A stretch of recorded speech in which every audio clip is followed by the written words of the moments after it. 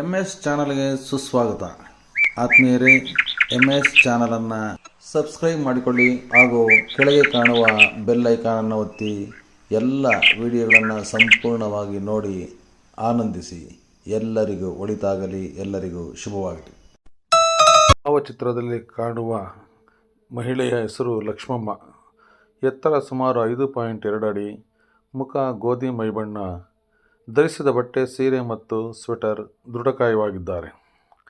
ಈಕೆಗೆ ಅಪಘಾತವಾಗಿ ತಲೆಯ ಒಂದು ಭಾಗಕ್ಕೆ ಬಲವಾದ ಪೆಟ್ಟಾಗಿದ್ದು ಮಾನಸಿಕ ಅಸ್ವಸ್ಥಳಾಗಿದ್ದು ಮಾತನಾಡಲು ಬರುವುದಿಲ್ಲ. ತಾರೀಕು 24/5/2023 ಬುಧವಾರದಂದು ಮುಳಬಾಗಿಲಿನ ಕೋರ್ಟ್ ಆವರಣದಲ್ಲಿ ಬೆಳಗ್ಗೆ 11:30ರವರೆಗೆ ಇದ್ದು ನಂತರ ಕಾಣೆಯಾಗಿರುತ್ತಾರೆ. ಆದ ಕಾರಣ ಈಕೆಯನ್ನು ಎಲ್ಲಾದರೂ ಕಣ್ಣಲ್ಲಿ 99503502 ಅಥವಾ 7892898552 ಅಥವಾ 9480802652 ಈ ಮೊಬೈಲ್ ಸಂಖ್ಯೆಗೆ ಕರೆ ಮಾಡಿ ಸೂಕ್ತ ಬಹುಮಾನವನ್ನು ಪಡೆದುಕೊಳ್ಳುವುದು. ನಮ್ಮ NPS ನೌಕರರು ಹಾಗೂ ಕರ್ನಾಟಕ ರಾಜ್ಯ ಸರ್ಕಾರಿ ನೌಕರರ ಸಂಘ ರಾಮನಗರ ಜಿಲ್ಲೆಯ ಉಪಾಧ್ಯಕ್ಷರಾದಂಥ ಮಧು ಸರ್ ಅವರು ವೇದಿಕೆಯನ್ನು ಉದ್ದೇಶಿಸಿ ಮಾತನಾಡಬೇಕೆಂದು ಅವರಲ್ಲಿ ಕೇಳ್ಕೊಳ್ತೇನೆ. ಮಧು ಸರ್. ಎಲ್ಲ ವೇದಿಕೆಯ ಮೇಲಿರ್ತಕ್ಕಂಥ NPS ಹೋರಾಟಗಾರರೇ, ಹಾಗೆ ಇಲ್ಲಿ ನೆರೆದಿರ್ತಕ್ಕಂಥ ಎಲ್ಲ NPS ನನ್ನ ಸಹೋದರರೇ ಸಹೋದರಿಯರೇ, ನಾನು ಇಲ್ಲಿ NPS ನೌಕರ ಜೊತೆಗೆ NPS ನೌಕರನಾಗಿ ಹಂಚ್ಕೊಳ್ಳೋದಕ್ಕಿಂತ ಒಂದು ವಿಷಯವನ್ನ ನನ್ನ ಕುಟುಂಬದಲ್ಲಿ ನಡೆದಂತ ನನ್ನ ಚಿಕ್ಕಮ್ಮ, ನನ್ನ ತಾಯಿಯ ತಂಗಿ ಏನೋ ಒಂದು ಸಂಕಷ್ಟವನ್ನ ಈ NPS ಇಂದ ಅನುಭವಿಸಿದ್ರು. ಆ ಒಂದು ವೇತನ ಏನೋ ಒಂದು ಕಷ್ಟವನ್ನ ನಾನು ಈ NPS ನೌಕರರಿಗೆ, ಹಾಗೆ ನಮ್ಮ ಆಯನೂರು ಮಂಜುನಾಥ್ ಸರ್ ಇದ್ದಾರೆ, ಅವ್ರಿಗೆ ನಾನು ಈ ಸಂದರ್ಭದಲ್ಲಿ ಹೇಳೋದಕ್ಕೆ ಇಷ್ಟಪಡ್ತೀನಿ. ನನ್ನ ಸ್ವಂತ ಚಿಕ್ಕಮ್ಮನ ಗಂಡ PDO ಆಗಿದ್ರು, ಎಕ್ಸ್ ಸರ್ವಿಸ್ ಮೆನ್ PDO ಆಗಿದ್ರು. ಅವ್ರಿಗೆ ಯುದ್ಧದಲ್ಲೇ ಒಂದು ಹೊಟ್ಟೆಯಲ್ಲಿ ಒಂದು ಗುಂಡು ಬಿದ್ದಿದ್ದ ಕಾರಣ ಅವರು ಸತತ ಅನಾರೋಗ್ಯದಲ್ಲಿ ನಡ್ತಾ ಇದ್ರು. ಅವ್ರಿಗೆ ಒಂದು ಎಕ್ಸ್ ಸರ್ವಿಸ್ ಮೆನ್ ಆಧಾರದ ಮೇಲೆ PDO ಆಗಿ ಜಾಬ್ ಆಗಿತ್ತು. 58 ವರ್ಷದ ವಯಸ್ಸಿನಲ್ಲಿ ಅವರು NPS ಅಡಿಯಲ್ಲಿ ಅವರು ನಿವೃತ್ತಿ ಹೊಂದ್ರು. 3 ವರ್ಷ ಆದ್ರೂ ಕೂಡ ಅವ್ರಿಗೆ NPS ಇನ್ನೂ ಸೆಟ್ಲ್ ಆಗಿಲ್ಲ. 820 ರೂಪಾಯಿ ಪೆನ್ಷನ್ ಅನ್ನ ಕೊಡ್ತಾ ಇದ್ದಾರೆ. 820 ರೂಪಾಯಿ. ಅವರ ಮಗಳ ಮದುವೆ ಮಾಡಬೇಕಿತ್ತು. ಈ ದುಡ್ಡು ಬರುತ್ತೆ NPS ಅಂತೇಳಿ ಕಾಯ್ಕೊಂಡು 2 ವರ್ಷ ಮುಂದೆ ಹಾಕಿದ್ರು.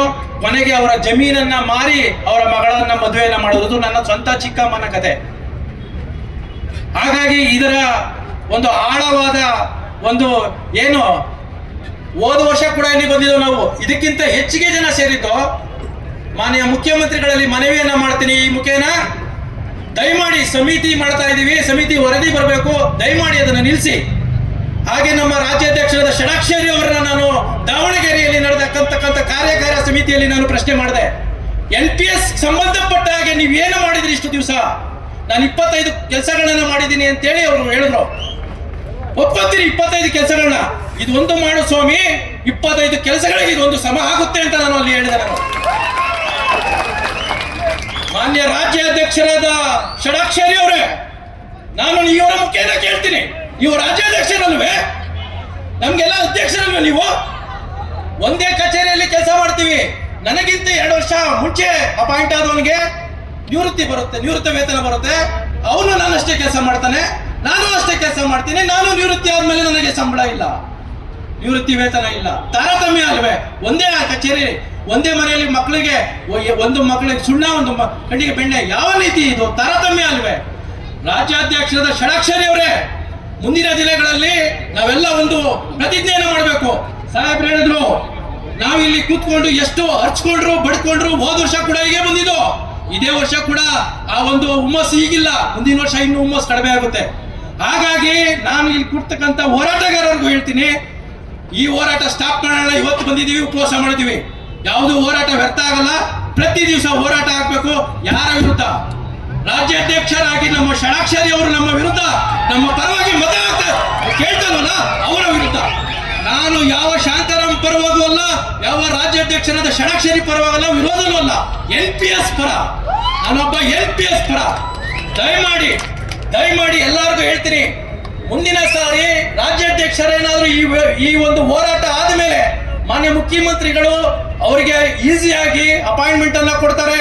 ನಮ್ಗೆಲ್ಲ ನಿಮ್ಗೆಲ್ಲ ಕೊಡಲ್ಲ, ಇಲ್ಲಿ ವೇದಿಕೆ ಮೇಲೆ ಇರ್ತಕ್ಕಂಥ ಅವ್ರಿಗೆ ಕೊಡಲ್ಲ. ಎಷ್ಟು ಜನ ಜಿಲ್ಲಾಧ್ಯಕ್ಷರು ಬಂದಿದ್ದಾರೆ? ಸರ್ಕಾರಿ ನೌಕರರ ಜಿಲ್ಲಾಧ್ಯಕ್ಷರು ಎಷ್ಟು ಜನ ಬಂದಿದ್ದಾರೆ? ದಯಮಾಡಿ ಹೇಳ್ತೀನಿ, ನಾವು ವಂತಿಗೆಯನ್ನ ಮುಂದಿನ ಸಾರಿ ಈ ತರ ಎಲ್ಲ ಖರ್ಚು ಮಾಡೋದು ಬೇಡ. ಹೈವೇಗಳಲ್ಲಿ ಏನು ದೊಡ್ಡ ದೊಡ್ಡ ಫ್ಲೆಕ್ಸ್ ಗಳಾಗ್ತಾರೋ ಈ ಸೀರಿಯಲ್ದು ಫಿಲಮ್ದು, ಆ ರೀತಿ ನಮ್ಮ ವಂತಿಗೆಯನ್ನ ಎಲ್ಲರೂ ನಮ್ಮ ಕುಟುಂಬದ ಫೋಟೋವನ್ನು ಹಾಕಿ ಫ್ಲೆಕ್ಸ್ಗಳನ್ನ ಹಾಕಿ ರೋಡಲ್ಲಿ ಏನು MLAಗಳು ಮಿನಿಸ್ಟರ್ಗಳನ್ನು ನೋಡ್ಲಿ. ಹೈವೇಗಳಲ್ಲಿ ಹಾಕ್ಬೇಕು. ದಯಮಾಡಿ ಪ್ರತಿ ದಿವಸ ನಿಮ್ಮ ಕಚೇರಿಗಳಲ್ಲೂ ಕೂಡ NPS OPS ನ ಒಂದು ದೊಡ್ಡದಾದ ಒಂದು ಬೋರ್ಡ್ ಅನ್ನು ಹಾಕೊಳ್ಳೋಣ. ಎಲ್ಲೆಲ್ಲೋ ರಾಜ್ಯಾಧ್ಯಕ್ಷರಾದ ಷಡಾಕ್ಷರಿ ಅವರೇ, ಇಷ್ಟು ಜನ 10,000 ಜನ ಮೂಲೆ ಮೂಲೆಯಿಂದ ಸಣ್ಣ ಮಕ್ಕಳನ್ನ ಬಿಟ್ಟು ಹೆಣ್ಣು ಮಕ್ಕಳೆಲ್ಲ ಬಂದಿದ್ದಾರೆ. ನೀವು ಅವರಿಗೆ ಸರ್ಕಾರಿ ನೌಕರರ ಅಧ್ಯಕ್ಷರಲ್ವೇ ಯಾಕೆ ಬರಲಿಲ್ಲ? ನಾನು ಫೋಟೋ ಶೂಟ್ಗೆ ಬರಲ್ಲ. ಏನ್ ಅರ್ಥ? What it means?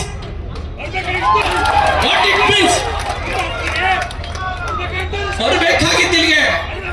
ಇವರೆಲ್ಲ ಒತ್ತಿಗೆ ಕೊಟ್ಟಿಲ್ವೋ ಮತ್ತೆ ಹಾಕಿಲ್ವೋ? ಬರಬೇಕಾಗಿತ್ತು. ಆದ್ರಿಂದ ನಾನು ಹೇಳ್ತಾ ಇದ್ದೀನಿ, ನನಗೆ ಯಾವ್ದು ಹೇಳ್ತೀನಿ, ನಾನೊಬ್ಬ ಸರ್ಕಾರಿ ನೌಕರ ನಿರ್ದೇಶಕ, ಅದನ್ನ ವಜಾ ಮಾಡೋದು ಸರಿ. ಈ ಒಂದು ರಾಜ್ಯದ ಷಡಾಕ್ಷರಿ ಅವರಿಗೆ ಧಿಕ್ಕಾರವನ್ನ ಕೂಗೋದಕ್ಕೆ ಇಷ್ಟಪಡ್ತೀನಿ.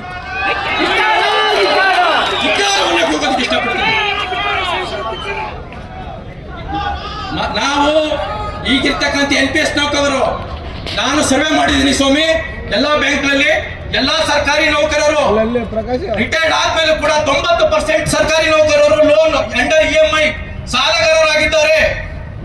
ಯಾಕೆ ಪೆನ್ಷನ್ ಬೇಕು ಅನ್ನೋ ಕಾರಣಕ್ಕೆ ನಾನು ಹೇಳ್ತಾ ಇದ್ದೀನಿ. ಇಡೀ state bank of India, Canara bank, ಎಲ್ಲ ಮಲ್ಟಿ ನ್ಯಾಷನಲ್ ಬ್ಯಾಂಕ್ಗಳನ್ನ ಕೇಳಿದಾಗ ಸರ್ಕಾರಿ ನೌಕರರು 90%, 10% ಅಲ್ಲಿ ಬಿಟ್ಟರೆ ಎಲ್ಲ ಸಾಲಗಾರರಾಗಿದ್ದಾರೆ ನಿವೃತ್ತಿವರೆಗೂ. ಜೊತೆಗೆ 80% of the peoples are suffered from diabetes, BP and other diseases. ಮುಂದಿನ ಸಾರಿಗೆ ಇದೇನಾದ್ರೂ ಪುನಃ ಇದೇ ರೀತಿ ಸ್ಟ್ರೈಕ್ ಮಾಡೋ ಅವಶ್ಯಕತೆ ಇಲ್ಲ.